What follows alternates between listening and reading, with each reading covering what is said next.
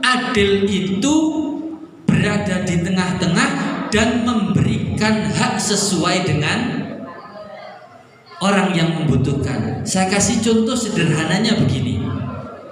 Misalnya adil dalam keluarga. Sampai punya adik satu kelas SMA, satu kelas SD misalnya. Sampean pengen adil dalam adik sampean, maka sampean harus memperlakukan sama. Nah, samanya bagaimana? Samanya kok tidak begini. Misalnya, adikku tahun ajaran baru, saya belikan sepatu baru. Adilnya bagaimana? Yang SMA ditukokno sepatu ukuran 37, sing SD ditukokno sepatu sing ukuran selawe.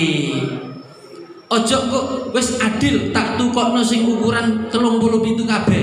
Nah, ini namanya tidak adil. Jadi adil itu memberikan sesuatu sesuai dengan porsinya. Nah, itu namanya adil. Dalam beragama juga sama.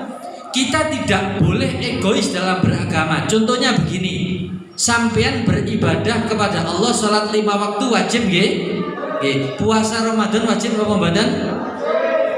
Sampean hormat ke tetangga sampean wajib napa mboten? Wajib. Sampean lek diundang tanggane undangan wajib nekani napa mboten? Wajib. Nah, dari berbagai macam kewajiban ini sampean harus bisa mengambil jalan tengah. Artinya apa? Wayai sholat sampean sholat, wayai undangan sampean lunga undangan, wayai poso sampean poso. Jadi berimbang. Gak oleh sampean diundang tonggone mantenan sampean sholat mulai maghrib sampai isya, undangannya mari maghrib. Diingatkan sama istrinya, Pak, mari maghrib oleh undangan mantenan. Sik tak sholat sik, sholat mulai maghrib sampai isya. Ini baik apa tidak? Tidak.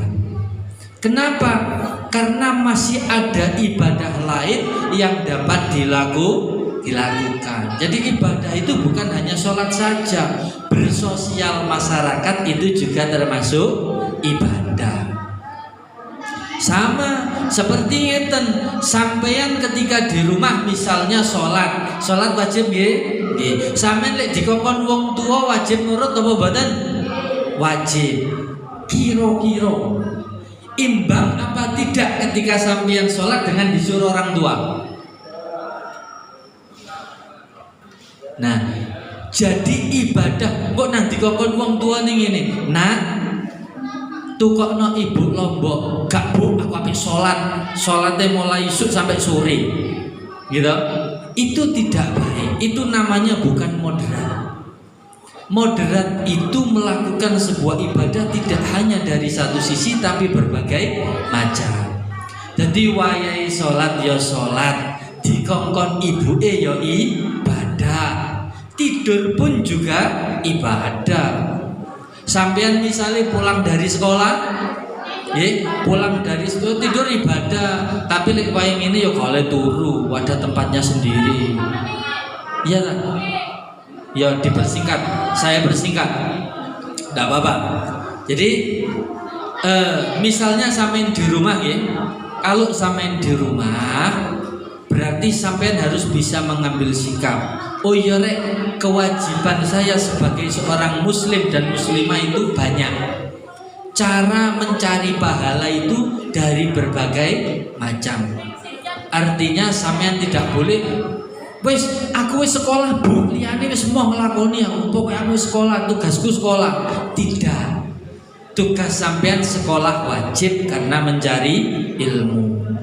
Engkau ndok omah ya wajib nuruti wong tua lek diperintah karo wong tua. Jadi semuanya berimbang. Pun. Jadi prinsip beragama yang moderat adalah adil dan keseimbangan. Lalu kemudian pemahaman atau pengamalan keagamaan sudah bisa dinilai berlebihan itu kapan? Misalnya begini, kan agama yang baik adalah agama yang tengah-tengah atau moderat. Lah, dalam beragama agama itu bisa dikatakan berlebihan itu kapan? Nah, ada yang bisa jawab? Kapan seorang beragama itu bisa dikatakan oh ekstrim sampean? Sampean tidak benar berarti. Nah, apa indikasinya? Satu, nilai kemanusiaan. Artinya kalau ada orang beragama tapi menyampingkan nilai-nilai kemanusiaan, maka jelas itu adalah aliran yang ekstrim. Contohnya begini, nilai kemanusiaan itu begini, tidak menjaga manusia yang lain. Contohnya sama seperti bom tadi, berdalih agama, tidak mementingkan nilai-nilai kemanusiaan, pokoknya aku ibadah, menungso liyane mati gak ngurus.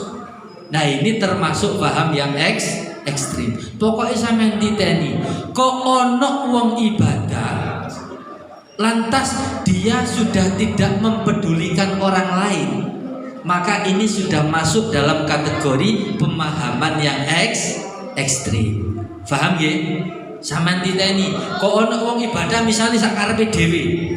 Aku ibadah gawe speaker sing banter temenan. Misalnya, tanpa mempedulikan tetangga saya ada yang sakit. Misalnya aku di tonggo loro, lek kena suara banter, iki loro tambah nemen. Nah, sampean tidak mempedulikan itu, malah digedekno volume ini, sholat dibanterno, istighosah dibanterno. Maka kalau ibadah dilakukan dengan cara yang seperti ini, tidak mempedulikan nilai-nilai kemanusiaan, sudah jelas itu indikasi bahwa apa yang dia lakukan adalah berpaham ekstrim. Paham? Paham ya? Nopo? Bun. Yang kedua,